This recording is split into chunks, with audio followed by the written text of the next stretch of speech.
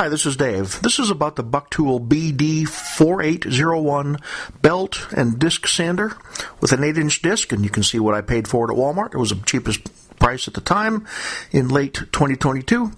And perhaps the chief complaint about this thing is the dust ports. One of them's okay.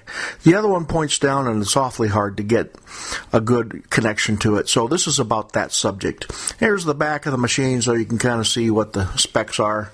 It's a little more powerful than your average little cheapy sander. The picture here is showing what we're going to get to, right? We need a flexible tube with a 2.5-inch connection, as most shop vacs are 2.5, and we're going to show how to get there. You need the two little connectors, adapters that came with it, one for each side. So make sure you hang on to those.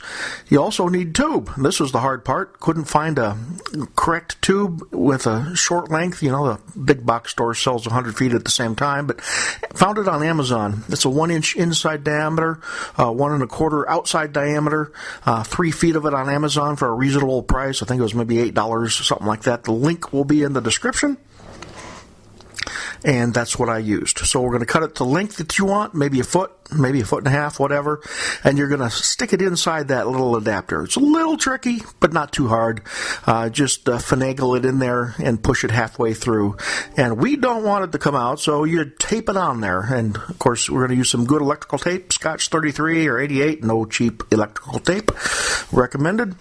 And that way it's going to stay there. On the other end, we need the bigger adapter. You can buy these in singles or in pairs. In this case, I assume you'll want a pair on Amazon, and the link will be in the description.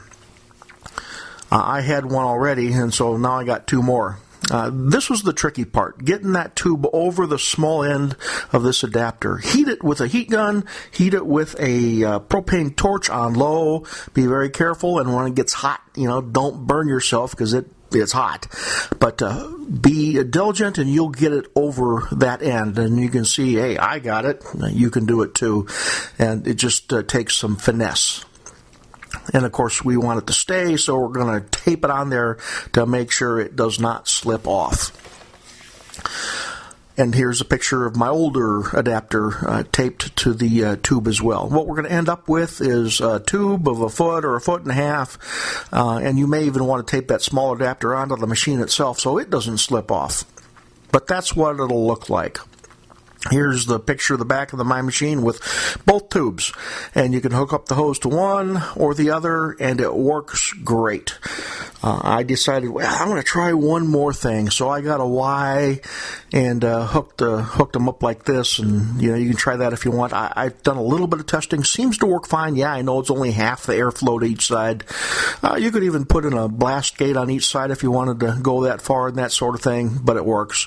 And PowerTech sells these Ys as well, and you can see the model number there. But that works, or just leave them singly as you see fit. But that really fixes the dust collection problem, particularly on the belt side that this machine has. Otherwise, seems to be a great machine.